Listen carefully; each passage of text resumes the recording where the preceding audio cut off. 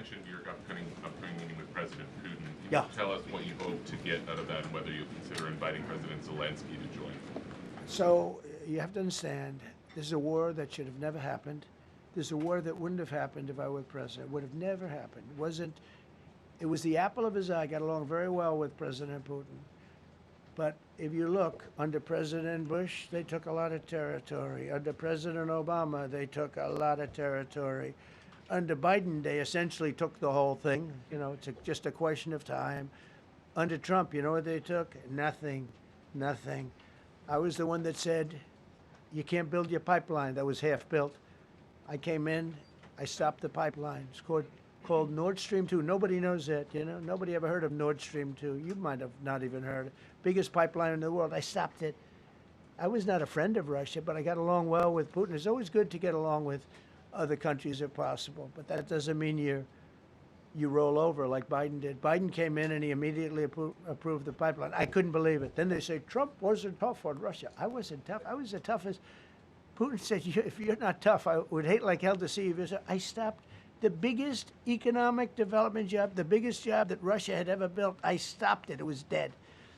And this low IQ president came in and he let them build the pipeline and supply oil and gas all over Europe, you know.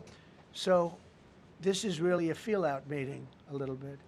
And President Putin invited me to get involved. He wants to get involved. I believe he wants to get it over with. Now, I've said that a few times, and I've been disappointed because I'd have like a great call with him, and then missiles would be lobbed into Kiev or some other place, and you'd have 60 people laying on a road dying.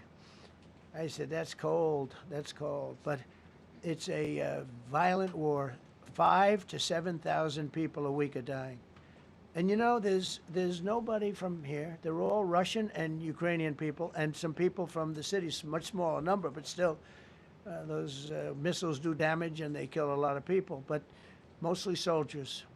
And they're young soldiers, although in the case of Ukraine, they're getting much older. They're drafting 60-year-olds now. It's a terrible thing to witness, and I think I have an obligation. Look, this is Joe Biden's war. This is not my war. I made a deal with NATO a month ago. You covered it very accurately, actually. We don't pay anything anymore. You know, we're not paying anything. They are buying things from us, and NATO is paying us. I got it raised from 2% of GDP to 5%. And they're paying us for everything that we send. We're not paying. But Biden approved $350 billion. Europe has spent $100 billion. The money that's been spent and the death is incredible. It's the worst thing that's happened, by far the worst that's happened since World War II. So I'm going in to speak to Vladimir Putin. And I'm going to be telling him, you got to end this war. You got to end it. And he wasn't going to mess with me. This war would have never happened. You know, we had a discussion about it one time, and we never had that discussion again. Would have never happened. And when the election was rigged, and then Biden took office, which was barely took office, the auto pen took office, bad things started happening. Bad things, stupid things were said. And it ended up in a war. And you know, and I don't believe this will happen anymore because I have that pretty well covered. This could end up in a third world war. This could have been a third world war. I don't think that's going to happen now.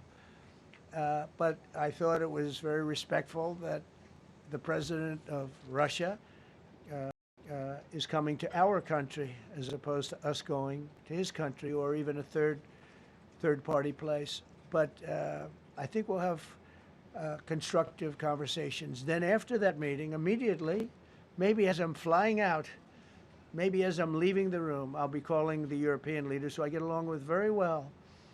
And, you know, I have a great relationship, I think, with all of them. And I get along with Zelenskyy, but, you know, I disagree with what he's done. Very, very severely disagree. This is a war that should have never happened, wouldn't have happened. But I'll be speaking to Zelenskyy. The next meeting will be with Zelenskyy and Putin, or Zelenskyy and Putin and me. I'll be there if they need, but I want to have a meeting set up between the two leaders. I was a little bothered by the fact that Zelenskyy was saying, well, I have to get constitutional approval. I mean, he's got approval to go into war and kill everybody, but he needs approval to do a land swap. because there'll be some land swapping going on. I know that through Russia and through conversations with everybody, to the good, for the good of Ukraine. Good stuff, not bad stuff. Also, some bad stuff for both. So there's good and there's bad. But it's very complex because you have lines that are very uneven. And there'll be some swapping, there'll be some changes in land. And the word that they will use is, they make changes. We're going to change the lines, the battle lines. Russia's occupied a big portion of Ukraine. They've occupied some very prime territory. We're going to try and get some of that territory back for Ukraine. But they've taken some very prime territory. They've taken largely ocean, in real estate we call it oceanfront property. That's always the most valuable property. If you're in a lake, a river, or an ocean, it's always the best property. Well, Ukraine, a lot of people don't know that Ukraine was largely 1,000 miles of ocean. That's gone. Other than one small area, Odessa, it's a small area. There's just a little bit of water left.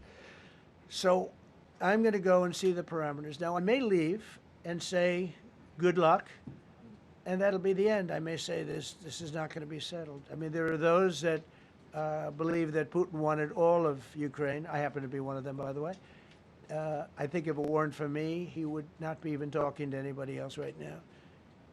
But I'm going to meet with him. We're going to see what the parameters are. I'm then going to call up President Zelenskyy and the European leaders right after the meeting, yeah. And I'm going to tell them what kind of a deal. I'm not going to make a deal. It's not up to me to make a deal.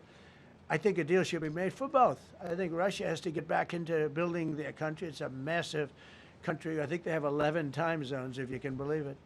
It's a massive, it's by far, from the standpoint of land, it's by far the largest. They have tremendous potential in Russia to do well. They're not doing well. Their economy is not doing well right now because it's been very well disturbed by this. It doesn't help when the President of the United States tells their largest or second largest oil buyer that we're putting a 50% tariff on you if you buy oil from Russia. That was a big blow. And then they say, gee, he wasn't so tough. Nobody else would have done that. And I haven't stopped there. I mean, look, I was all set to do things far bigger than that, but I got a call that they'd like to meet, and I'm going to see what they want to meet about. I'd like to see a ceasefire. I'd like to see the best deal that could be made for both parties. It takes two to tango, right? So ultimately, I'll have a meeting next week. I had a great relationship with him, considering the fact that, I was not nice to him because of the pipeline. I ended the pipeline. I also gave the javelins. Do you ever hear of a javelin? Javelin is called a tank buster. They say that Obama gave them sheets and I gave them javelins. If it weren't for me, all those tanks that were destroyed at the first days of the war because the tanks got stuck in the mud, some commander made a better. They would have been in Kiev in 4 hours going down the highway. But a Russian general made a brilliant decision to go through the farmland instead. And they just had torrential rains, and the rains were so bad, and it was mud, and those tanks got stuck in the mud. I don't know who that general is, but knowing Vladimir, he's probably not around any longer because all those tanks were stuck in the mud, and they went along with the javelins. I gave them the javelins. You know that, right? I gave them javelins. They gave them sheets. But I'm going to meet with President Putin, and we're going to see what he has in mind. And if it's a fair deal, I'll reveal it to the European Union leaders and to the NATO leaders and also to President Zelenskyy. I think out of respect, I'll call him first. And then I'll call them after. And I may say, lots of luck, keep fighting. Or I may say, we can make a deal. If not, I will tell you this. I've seen a poll coming out of Ukraine. 88% of the people would like to see a deal made. And if you go back 3 years, everybody was gung-ho for war. Everybody's gung-ho for war until you have it. It's an amazing thing. I had it with a couple of countries where I couldn't get a deal done with one particular country. And I just couldn't. The guy's great. He's a friend of mine. Great. Good leader. Tough as hell. I couldn't get the deal done. And then he went into war for a short period of time. You know where I'm talking about. First term. And it was nasty. Guys being killed all over the place. And he went through 1 week of war, and I was able to get the deal done. He said, "This is nasty." Yes, please. Yeah, President, just to follow up on what you were saying there. First of all, Volodymyr Zelenskyy is not invited on Friday? He wasn't a part of it. I would say he could go, but he's gone to a lot of meetings. You know, he's been there for 3.5 years. Nothing happened. And what is the definition? I mean, do you want somebody that's been doing this for 3.5 years?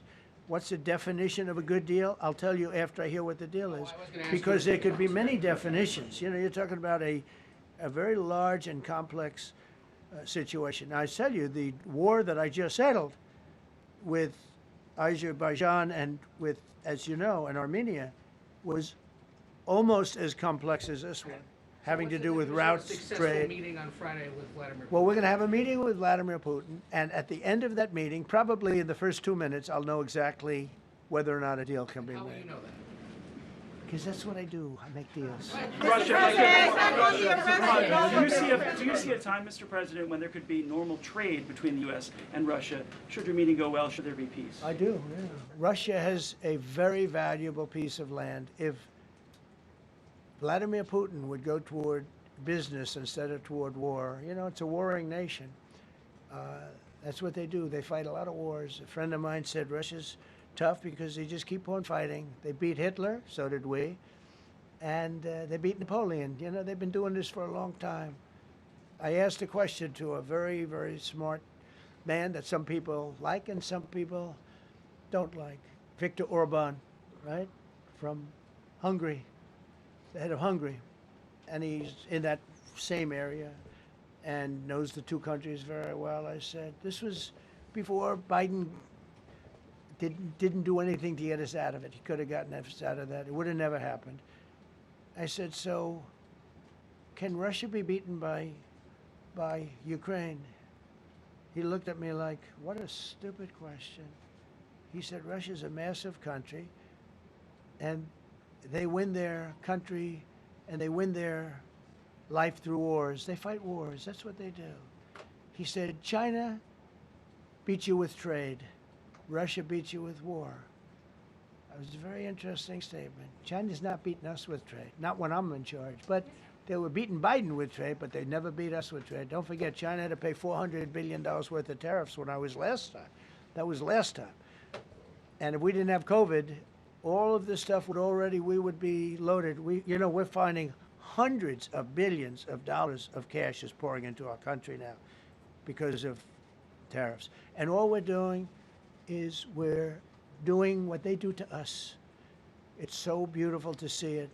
They found last month, as you saw, $25 billion of excess cash flow. They're saying, where did it come from? I said, I'll tell you where it came from. It came from a place called tariffs, and we're doing very well. We're really doing well. But I expect to have a meeting with Putin that I think it'll be good, but it might be bad. And I'm here for one reason, to get rid of a war that somebody else started. Should have never happened. And if I could end it, great. Complex war, a lot of bad blood, But Zelensky's been there for 3.5 years. So if you put him in a room, now I will say this, ultimately I'm going to put the two of them in a room. I'll be there or won't be there. And I think it'll get solved. Yeah, please be happy.